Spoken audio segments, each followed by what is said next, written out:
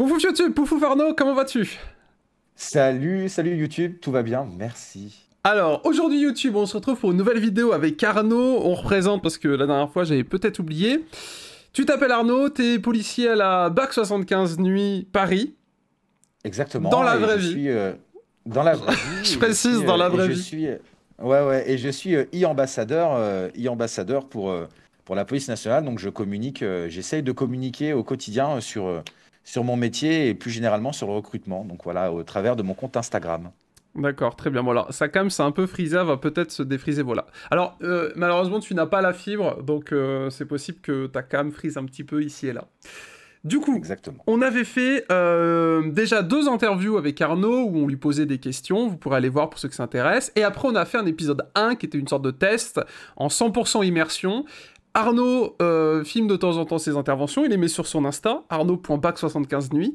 Et la dernière fois, ça vous a bien plu, et il a d'autres petites interventions de dispo, et je me suis dit, bah écoute, si ça plaît, on fait un épisode 2, ça vous a plu, épisode 2, si vous voulez un épisode 3, bah vous savez quoi faire, hein. Voilà, la balle est dans votre camp, écoute, je clique, et on est parti. Alors moi, j'ai déjà vu pour le coup cet épisode, qui est, ma foi, Ouais. très fameux, mais... j'avais pas tes commentaires, donc ça sera Eh d'autant ben, plus intéressant. Contexte de la vidéo, c'est probablement la plus grosse, c'est même sûr, c'est la plus grosse course-poursuite, refus d'obtempérer, pour être utiliser le terme professionnel de ma carrière, 80 km, 25 minutes, voilà, qui se termine comme vous verrez d'ailleurs, je vais pas trop Mais en restez dévoiler, jusqu'à la fin. mais voilà. Jusqu'à la fin, et on démarre, on est sur un contrôle routier, on est en train de contrôler 3 mecs, et on entend la priorité qui est demandée sur les ondes par les effectifs d'arrondissement. D'accord. On est sur l'Est parisien, le 12e arrondissement, c'est juste derrière nous, à vol d'oiseau, ils sont vraiment à côté, donc on décide de lâcher notre contrôle, puisque bah, voilà, priorisation des missions, et que du coup on s'engage pour rattraper le refus d'obtempérer. Et donc là, tu vas aider Voilà. des collègues de BAC ou des collègues d'autres services, sécurité publique? Là, ce sont des collègues d'arrondissement, du commissariat du 12e arrondissement qui s'engagent dans le refus d'obtempérer. Ok, et donc du coup, pour expliquer un petit peu aux gens, donc toi, t'es sur ta radio BAC. Nous, on est sur la conférence. Il y a plusieurs conférences radio qui sont activées la nuit. Tu as la conférence propre aux arrondissements, Ouais. qui sont regroupés en districts, mais voilà, tu as des conférences de district, et puis tu as une conférence vraiment globale pour Paris, et même pour la petite couronne. Et donc, c'est quand la priorité est demandée, on a l'obligation de s'annoncer sur la conférence Paris Petite Couronne. Ok. Et donc c'est ainsi qu'on sait ce qui s'y passe, et que tous les effectifs qui le peuvent converger vers une intervention. Donc d'une en fait, manière générale. t'as une sorte de double écoute. T'écoutes à la fois les fréquences BAC et en même temps, comme quand on prend l'autoroute et qu'il y a un accident, où la radio switch et ça fait autoroute info. Exactement, et c'est Ok. vraiment le terme professionnel, c'est la double écoute, quoi. Là, on est en double écoute. C'est marrant parce que c'est Et donc, rarement fort live avec ta source en appareil. Vas-y, vas-y. Et donc du coup, le concept aussi de cette vidéo, c'est que derrière ce refus d'obtempérer vont aussi, les collègues vont être rejoints par des effectifs motocyclistes de Paris. Et il y avait un collègue que j'ai vu à la fin du refus d'op qui m'a dit, écoute, moi j'ai ma GoPro, si tu veux, je te filme ma vidéo, et histoire de faire un truc sympa. Donc je fais vraiment le parallèle entre comment lui perçoit la mission, comment moi je l'aperçois, au moment où on va se rejoindre. Enfin bref, c'est tout un process sur cette vidéo. Ouais, c'est stylé. Voilà, ça a été assez cool à faire. Et t'as dû t'amuser à synchroniser les deux vues. Ouais, après je suis parti du moment où on se rejoint, en fait, enfin du moment où on a pu avoir le même repère visuel sur l'autoroute, et comme on était finalement pas si loin que ça, du coup ça a été assez facile à synchroniser. Ok, qui est une Yamaha FJR 1300 si je ne m'abuse. Aucune idée. Non, mais, je crois que c'est ça. YouTube nous dira, parce que bon, on fait une erreur par YouTube vidéo, comme ça vous fait un peu blabla en commentaire. C'est pour le référencement, faut soutenir l'équipe. Très bien. Et donc toi du coup, tu n'as pas dit, qu'est-ce que tu as en voiture? Les gens veulent savoir. Eh ben moi j'ai une Ford Mondeo break 150 chevaux, essence, boîte manuelle, Start and stop. très stable, très nerveuse, start and stop. Et donc là on est sur le périph', on est sur l'ouest du périphérique. Et on commence à rattraper petit à petit. Ils sont là, je pense, 3 ou 4 portes devant nous. Ça fait combien de kilomètres? Parce que moi, Paris, je connais pas du tout, j'arrive pas à m'imaginer. Ouais, j'en sais rien. Je saurais te dire c'est en termes de kilomètres. Ou c'est... Non, ça reste à côté? Non, ça reste à côté. Ça reste à côté. Et donc là, tu vois, on est donc toujours sur le périph'. On double les effectifs qui sont aussi engagés, enfin qui veulent aussi s'en rapprocher. Ah, donc tous les gyros là qu'on voit que tu doubles, qui se traînent, ils sont sur la poursuite? Exactement. Parce que t'en doubles une paire, pourquoi ils roulent pas plus vite? Eh ben parce que ils ont pas les véhicules qui permettent de... Oh, t'es pas à 150 là? Si? Ouais, on a du mal à se rendre compte dans la vidéo, parce que tu doubles quand même pas mal de gyros, et je me disais, mais pourquoi ça se traîne? J'ai ma vitesse en bas à droite qui s'affiche, je sais pas à combien j'étais, mais du coup, non, mais écoute, j'ai pas de raison, plus que de la puissance de mon véhicule, tu vois, on double une 308. Ouais, t'es à 150, 160. Après, c'est vrai que peut-être que ça doit être une course-poursuite, ça nécessite pas 25 voitures de police à 200 km/h sur le périph'. Peut-être ça aussi. Et puis... Ouais, et puis... peut-être comme ils se disent que t'es là-bas, qu'ils te laissent passer aussi. Tu me disais, toi, t'as les stages conduite rapide, peut-être que eux l'ont pas en sécurité publique. Alors, c'est sûr qu'en sécurité publique, dans les effectifs de commissariat, ils l'ont pas. C'est vraiment réservé au BAC, le stage qu'on passe, au BAC et au service d'investigation, enfin bref, dont la mission nécessite qu'ils aient ce genre d'aptitude. 190 km/h. Donc du coup, après, je pense que c'est aussi une question d'aptitude. Peut-être que je me sens mieux à cette vitesse-là que eux se le sentent. Enfin bref, j'ai pas vraiment d'explication très rationnelle à donner. Si ce n'est que, voilà, ce qui est sûr, c'est que pour l'instant, quasiment tous les véhicules qu'on a doublés, on est plus puissant en termes de motorisation pure. Donc voilà, là, on va commencer à vraiment en être proche. Et donc toujours là, dans cette volonté de ramarrer le refus d'obtempérer. Les véhicules de BAC qu'on croise, c'est pas des BAC départementales parce qu'elles sont pas floquées police. Exactement, à cette heure-là, en plus, qui plus est, il n'y a pas de... Ah si, il y a aussi les BAC de banlieue départementales qui ont des effectifs civils, puis nous aussi, je suis bête, on a des effectifs en banalisé le soir. Mais en l'occurrence, là, le véhicule qu'on vient de croiser BAC, c'était pas un véhicule de la BAC 75 nuit. Ok, et petite question, parce qu'il y a plein de questions qui viennent. Pourquoi tu prends un véhicule floqué police alors que tu pourrais prendre une Mondeo toute grise? Sans les bandes rouges? Mais parce que ça fait partie de notre identité visuelle, voilà.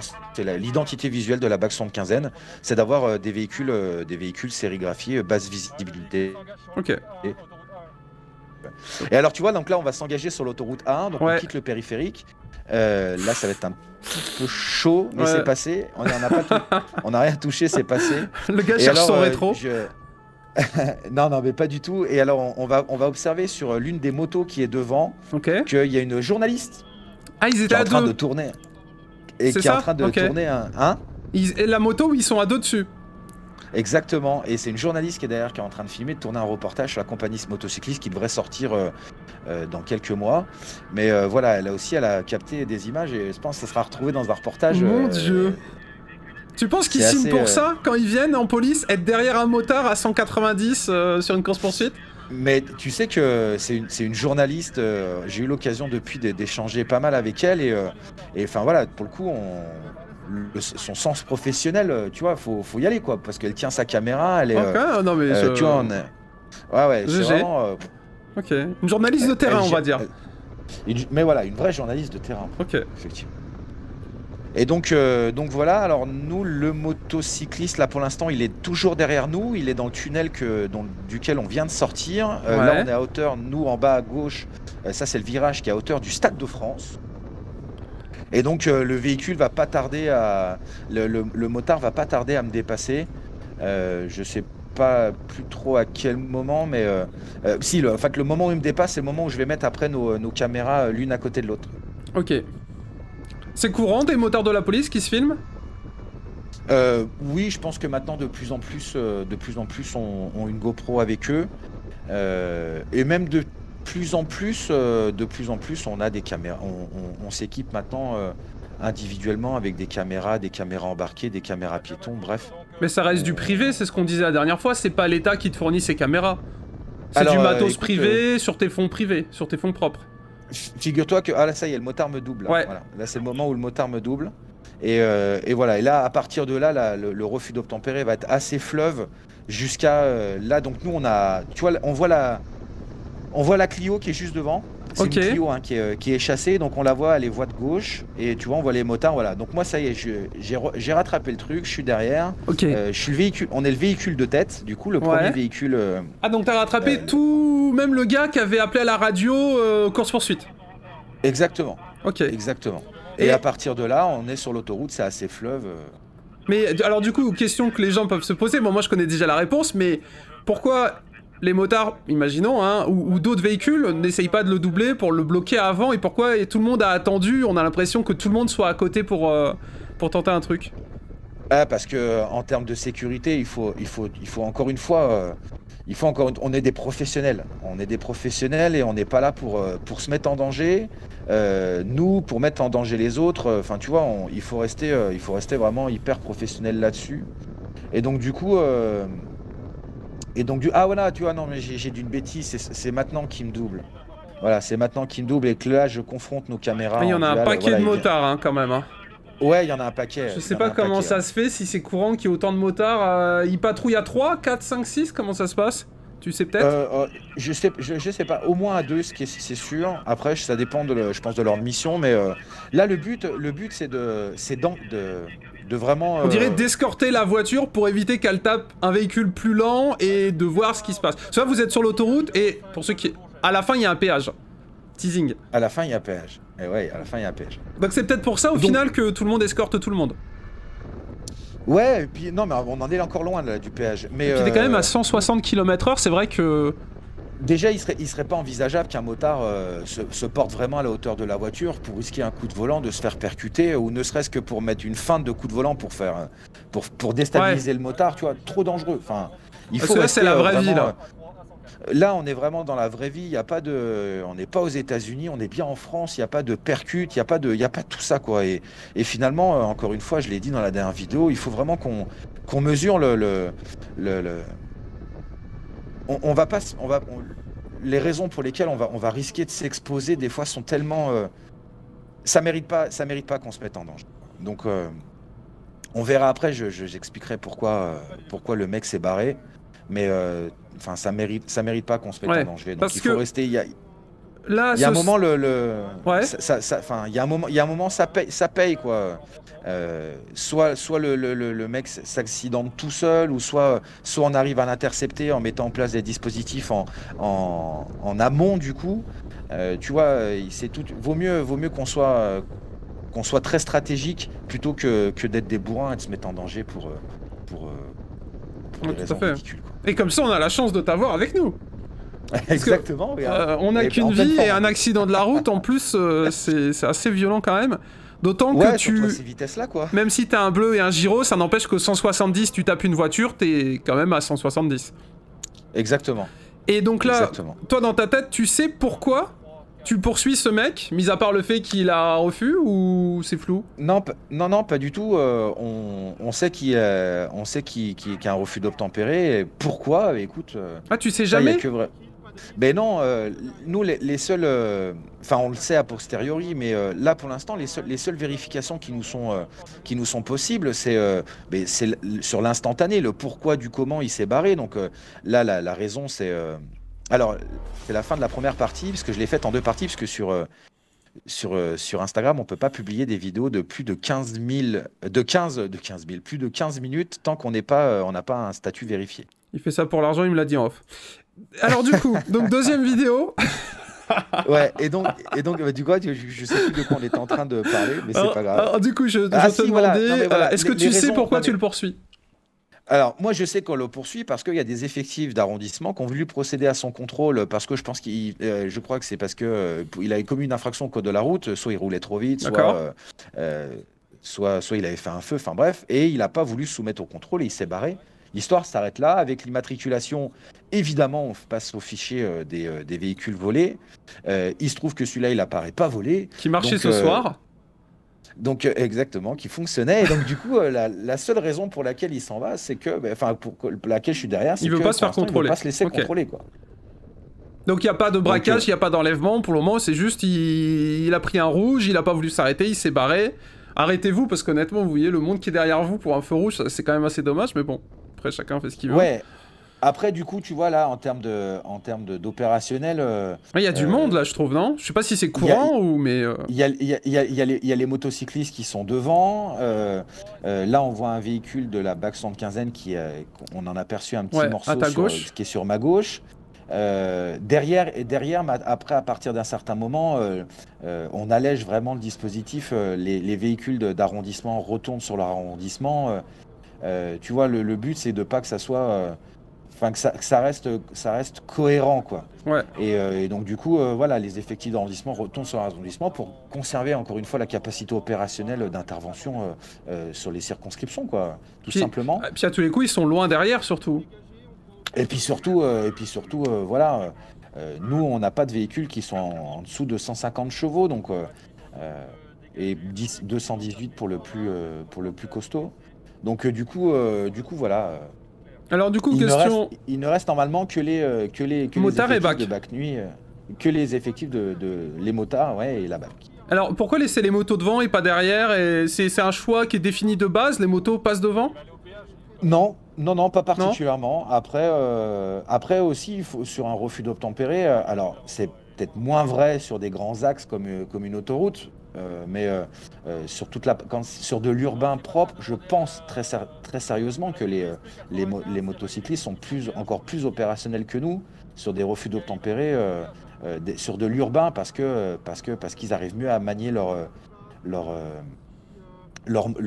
moto et que en plus ce sont des vrais professionnels. Ouais, j'allais même dire des pilotes, parce que j'ai déjà vu des vidéos d'entraînement, c'est monstrueux. Il faut savoir que le stage motocycliste, qui est un stage de 14 semaines, ce qui est énorme. Moi, mon stage de conduite rapide, c'est 2 jours sur circuit. Eux, c'est 14 semaines, quoi. Ouais. Et enfin, ce sont des...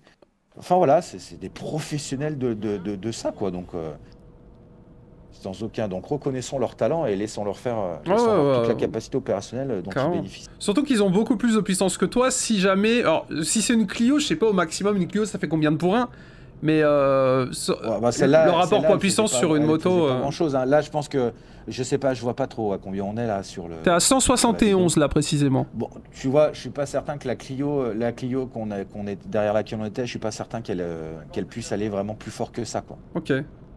Et donc... pareil, les motards, moi, pour avoir déjà eu de l'occasion de le mesurer parce que sur des opérations ou des missions, en ligne droite comme ça, les motards, on arrive à les tenir.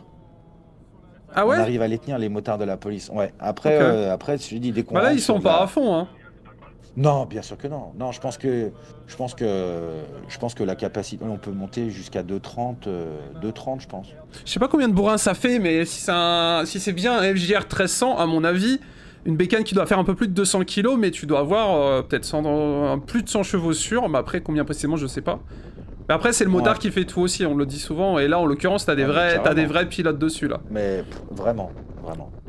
Et donc là, je sais, j'arrive plus à voir où on est, mais aussi on a dépassé l'aéroport Charles de Gaulle, c'est sûr. Ouais. Là, ça freine un peu de ce que je vois.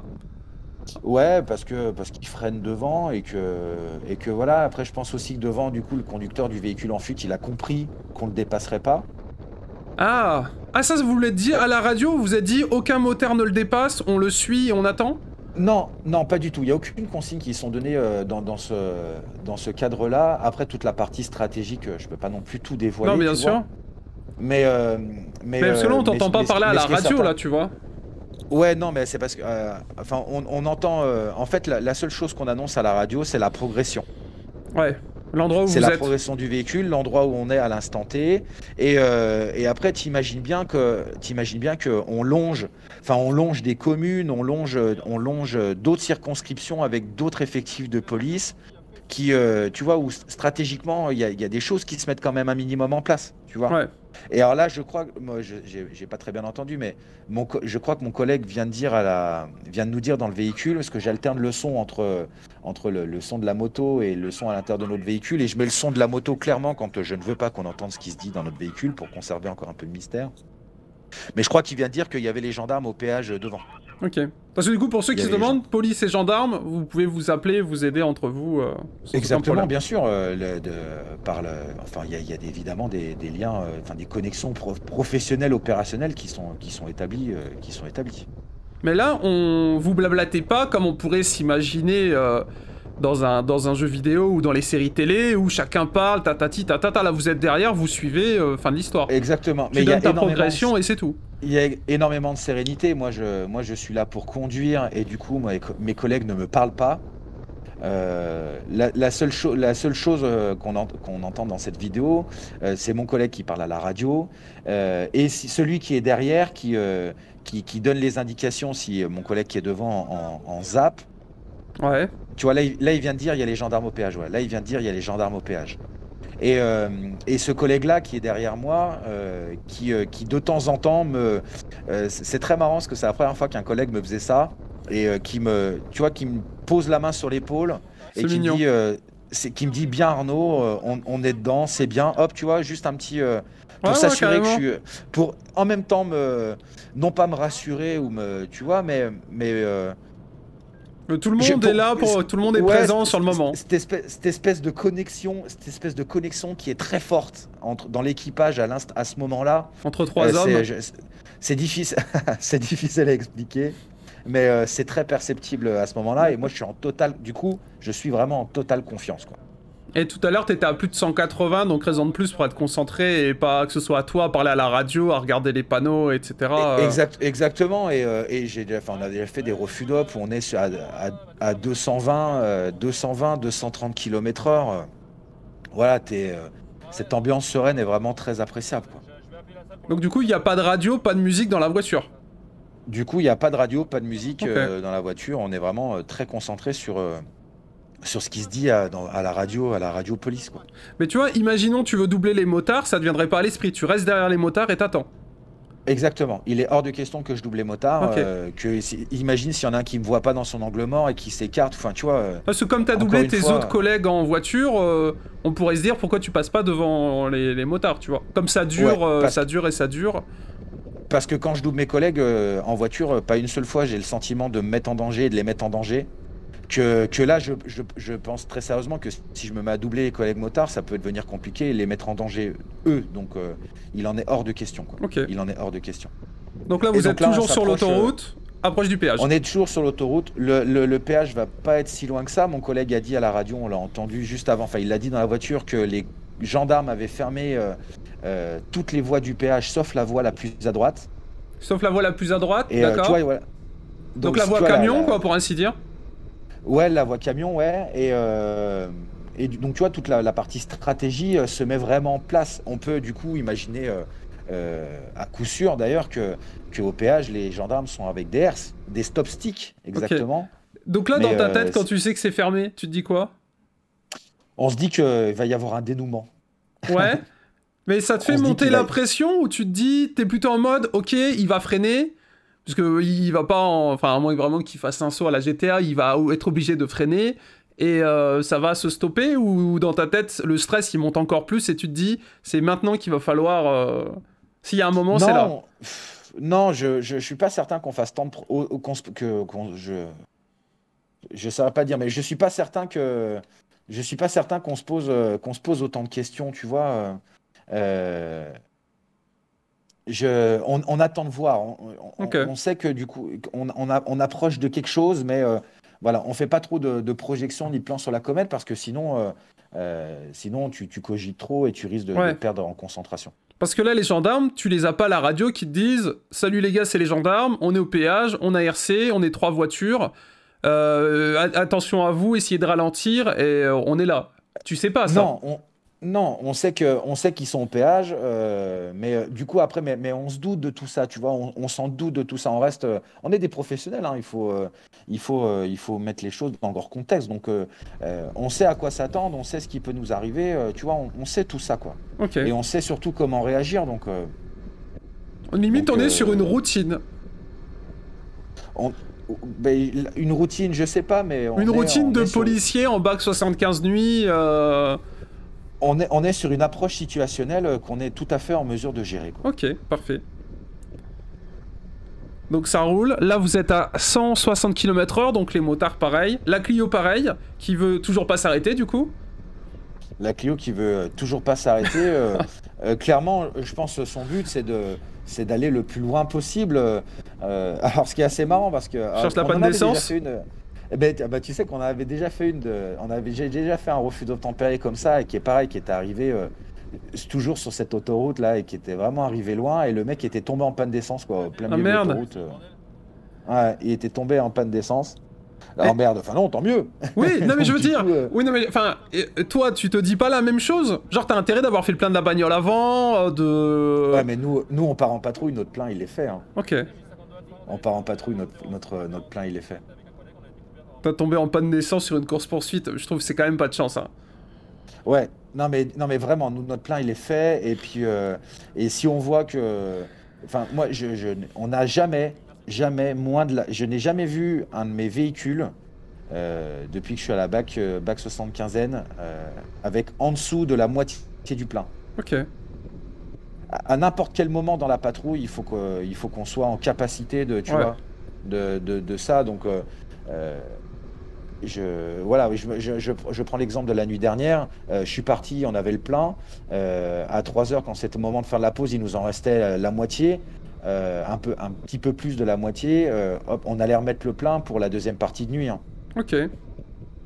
Donc voilà, ça c'est assez... Donc de ton côté, t'es derrière et tu vas pas tomber en panne d'essence. De mon côté, je suis derrière et je suis certain de ne pas tomber en panne d'essence, quoi. Alors là, où est-ce qu'on en est là ? Là, on se rapproche fortement, là. Oui, on se rapproche fortement. Alors je sais pas sur quelle caméra tu vas tourner. Au même moment dans la voiture en fuite, et là c'est un petit... j'ai réussi... C'est ça qui est improbable. Comment on en arrive à un featuring à ce point-là? Alors, je sais pas. Alors, moi, c'est un abonné sur Instagram qui m'a envoyé cette... Alors, juste, je précise, tu vois, ma caméra est passée très orange. C'est parce que j'avais une lumière qui s'est éteinte, que visiblement, elle n'avait plus assez de batterie. Et du coup, j'ai en fond ta photo, et donc, du coup, qui est ton logo qui est orange. Donc, du coup, c'est pour ça que j'apparais si orange. D'accord, pas de souci. Et donc, j'ai un abonné, moi, qui me contacte et qui me dit, tiens, si tu veux, j'ai retrouvé sur Snapchat la vidéo d'un des mecs qui s'est filmé pendant la course-poursuite, quoi. Enfin, pendant le refus d'obtempérer, quoi. Incroyable. Et donc, du coup, mais incroyable. Et donc, du coup, déjà, les mecs qui doutent de rien. Oui. Et donc, c'est pas nous. Non, c'est ça. Et donc, du coup, voilà, il y en a un qui a snappé en même temps. C'est compliqué de dire que c'est pas nous, du coup, là. Non. Là, c'est compliqué, là. Hein. Là, c'est compliqué. Hein. Et donc voilà, c'est le petit extrait vidéo, le truc un peu cocasse, enfin, l'une des choses les plus cocasses de cette vidéo. Donc là, ça force. Et donc là, il force le péage, et donc là, on bascule sur la... Donc, alors, si tu peux mettre en pause... Vas-y. On va retourner un petit peu en arrière. Voilà. Ouais, donc là, en fait, alors, ça se voit pas là, mais il force le péage, et en fait, au moment où il force, les gendarmes jettent un stop stick, donc une espèce de barre avec des clous à l'intérieur, sur lequel le mec roule, donc il se retrouve avec les pneus crevés. Ok. Voilà, et donc du coup, il va... donc il continue à rouler un petit peu. Exactement, il va perdre la maîtrise de son véhicule, mais en douceur, parce que ça va le faire ralentir. Et il va se stopper là, on le voit sur la droite, à hauteur du camion. Et donc là, c'est le moment de son interpellation. Ok. Mais toi, tu sais pas qu'il est RC là, si ? Si, là, sans doute. Si, on savait qu'il est au péage, s'il y avait les gendarmes, on savait qu'il allait se faire sticker. Hein. Et donc là, je rebascule sur... Voilà, donc là, on bascule sur ma vidéo. Sur ta vidéo, ouais. Qui est la première voiture à intervenir au final. Exactement. Donc là, ça le sort comme ils peuvent. Ah, ils ont dû péter la vitre pour le sortir d'ailleurs. Ouais, parce que je pense qu'il a pas dû faire d'effort, le gars, à mon avis. Mais parce que maintenant, les portes sont verrouillées, et que tu vois, pour interpeller quelqu'un, il faut qu'on puisse ouvrir la voiture le maximum, parce que si le mec il commence à plonger dans sa boîte à gants, tu sais vraiment pas à quoi t'es là. Hein. Donc il faut vraiment prendre toutes les mesures nécessaires pour qu'on soit certain d'être en sécurité. Là, c'est les motards avec la journaliste, c'est ça ? Donc là, tu as les motards avec la journaliste. On a aperçu un collègue de la BAC 75N qui était dans mon équipage, qui est aussi en train d'interpeller. Les gendarmes qui sont derrière, non? Ah non, c'est ta voiture. Tu entends un collègue qui dit, on a entendu un policier qui dit tu ne bouges pas et tu te tais, ça c'est moi qui est aussi, qui suis en train là de menotter quelqu'un. Et voilà, fin de l'intervention, il y a eu 4 interpellés ce jour-là. Ok, pas de blessés, une route crevée et 4 interpellations. Pas de blessés, des routes crevées, pour eux, voilà, et 4 interpellations, une affaire rondement menée, quoi. Et là, c'est le moment d'écouter, là. Vas-y. Là, c'est le moment d'écouter, là. Donc là, sur la gauche, c'est moi qui reviens avec le mec menotté qui va le mettre dans mon véhicule. Ok. Donc on va entendre que je vais ouvrir la portière. Reste là. Reste là. Moi, depuis tout à l'heure, je lui dis de s'arrêter. Je t'ai plus. De ma mère. Voilà, t'as quand même allé en garde à vue, tu le sais. Depuis tout à l'heure, je lui dis, vas-y. Je sais que je vais quand même aller en garde à vue. C'est Arnaud, non? Ouais. Je te suis, frère. La tête de ma mère sur la tête. T'as pas de la chance, tu sais que la chasse demain, je la mets en ligne. Et donc il me demande si c'est Arnaud, quoi. Ouais, et improbable. Sur Instagram, quoi. Improbable. Non? J'ai passé les menottes à un abonné, quoi. Ouais. Improbable. Du coup, ça fait quoi d'interpeller ses propres abonnés? Mais ça fait rien du tout. Est-ce que tu fais une ristourne sur, je sais pas, il a le droit d'appeler plus longtemps sa famille, un petit prix sur l'amende? Aucune ristourne, aucun cadeau, aucun code promo pour une réduction des heures de garde à vue. C'est honteux, quoi. C'est honteux. Mais tu sais que c'est encore dans ma prochaine vidéo là. Ouais. J'interpelle encore, on interpelle 4 mecs. Que des abonnés. Pareil, suite à un refus d'obtempérer, il y en a 3 qui sont abonnés, quoi. Et est-ce que tu te dis pas, ils font ça pour que t'aies des vidéos? Non, pas du tout. Pas du tout. Ça serait pas du tout. Mais par contre, c'est assez paradoxal d'ailleurs ça, parce que c'est assez marrant parce que tous mes abonnés, quoi qu'il en soit, comment dire? C'est dingue parce qu'il follow quand j'interpelle un mec qui me suit sur Insta, en fait, de base, il m'apprécie. Même lui, il m'aura dit, lui, après, je vais discuter avec lui, on n'entend pas dans la vidéo, mais il me dit, j'adore ce que tu fais, mais tout comme je reçois des messages sur Insta où on me dit, je déteste la police, mais toi, je t'aime bien, quoi. Toi, j'adore ce que tu fais, j'adore tes vidéos. C'est assez marrant. Mais tu sais que ces retours que j'ai vus aussi sur YouTube, les gens disaient en vidéo, tiens, je voyais la BAC 75 ou la BAC en général d'une certaine façon, on va dire, d'une BFM version, d'une BFM TV version, tu vois. Et ils se rendent compte que on s'imagine ton sourire derrière ton masque, que t'es humain, qu'en fait t'es un gars normal qui fait un travail un peu original, on va dire, mais finalement tu te rends compte aussi que les reportages police, ils sont pas tant, ils sont pas. On pense toujours que les reportages ils sont très édulcorés, très calibrés, mais pas tant que ça. Les reportages reflètent majoritairement la réalité. Mais je pense que psychologiquement, le fait que les gens rattachent ce compte Instagram et ces vidéos à mon vécu, en fait, du coup, ils font peut-être plus de projections en se mettant à ma place et en se disant, putain, c'est quand même un métier particulier, quoi, qui apporte un vécu, qui apporte un quotidien. Et donc, du coup, je pense que cette projection fait que ça apporte très certainement un peu d'empathie, quelle que soit mon appréciation de la police, quoi, tu vois. Au moins, au premier abord, une certaine curiosité sans forcément se dire c'est de la merde. Ils se dire Exactement. Je vais regarder vite fait ce qu'il fait, et au final, ils se disent faut bien quelqu'un pour arrêter ce mec dans la Clio. Non, mais surtout que si tu regardes, je fais sur mon Insta, il n'y a rien d'exceptionnel. Il n'y a pas une vidéo où tu me vois sauver une vie. Il n'y a pas de, c'est que des vidéos finalement très très basiques, très simples, un refus moi personnellement, mes vlogs ils ressemblent pas trop à ça, hein. Sauf Arma for Life où je meurs une fois tous les jours.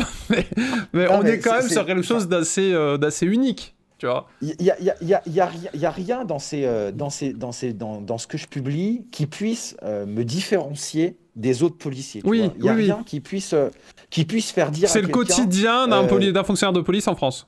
Il y a rien qui puisse faire dire à quelqu'un, tiens, Arnaud, c'est un mec bien, c'est un bon policier ou c'est un mauvais policier, c'est un mec bien ou au contraire, c'est une crapule de première. Il n'y a rien dans mes vidéos qui me différencie d'un autre collègue, tu vois. Mais par contre, quand je contrôle des mecs, ils me disent, putain, toi, t'es un mec bien. Alors que, Ouais. en fait, il y a rien qui. Mais tu vois, ça crée une espèce de proximité, une espèce d'empathie comme ça qui, je pense, enfin, vraiment, qui me donne tout l'intérêt à cet Instagram, quoi. En fait, peut-être que si il y avait plus de collègues comme toi qui mettaient en avant leur métier, qui montraient un petit peu ce qu'ils faisaient, peut-être que l'opinion publique serait un peu différente. Ouais, et puis il n'y a même pas besoin, encore une fois, de faire du tape à l'œil ou du. Enfin, tu vois, j'ai des vidéos sur mon Insta où quand c'est le moment, sur la dernière vidéo qu'on a débriefée ensemble, là, quand mes collègues ils Oui, interpellent ouais. je dirais, je floute, enfin, je coupe au moment où c'est l'interpellation, quoi. Alors que pourtant, il y a une sortie d'armes. Tu vois, on pourrait faire des trucs tape à l'œil, mais en fait, aucun intérêt, juste montrer la réalité du quotidien telle qu'elle est, sans l'édulcorer, sans. Voilà, je pense que c'est ce qui fait l'essence de la qualité de la communication. Eh ben, écoute, nous avons arrêté cette personne tous ensemble, mesdames et messieurs. Bien joué à tous. Bien joué à Arnaud. Exactement. Eh bien, bien joué à tous. Nous étions avec C'était toi. un beau travail d'équipe. Bien joué. Bon, eh ben, écoute, Arnaud, on cesse là-dessus. Yes. Alors, non, on peut noter, il a oublié de mettre la béquille, le collègue, c'est pas sérieux, ça.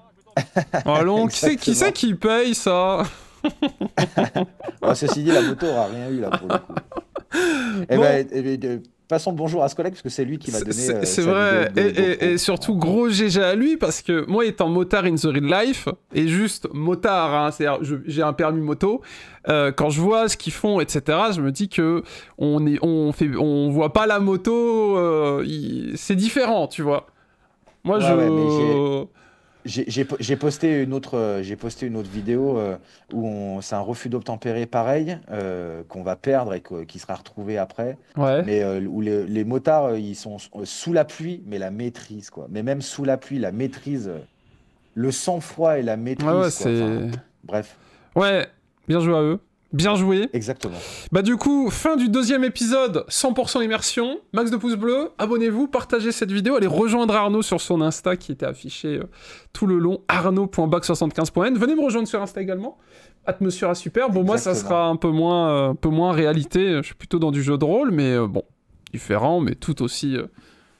Différent. On va pas dire tout aussi sympa, parce qu'on n'est pas du tout dans le même univers, mais... Non, mais c'est différent. C'est différent. Eh ben écoute Arnaud, c'était fort sympathique. Merci à toi d'avoir pris de ton temps pour nous expliquer, un petit peu nous décrire au fur et à mesure cette petite vidéo. Merci à toi pour la visibilité.